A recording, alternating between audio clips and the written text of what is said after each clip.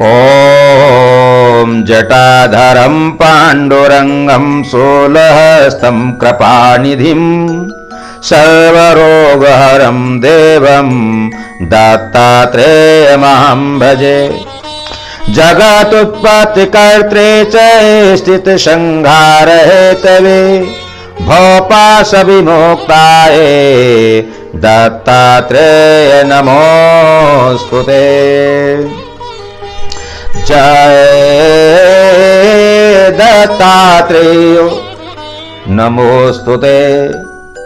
जराजन्म विनाशाय देशोऽधिकराय च दिगंबर दयामूर्ते दत्तात्रेय नमोस्तुते। कर्पूर कांति देहाय ब्रह्ममूर्तिधराय च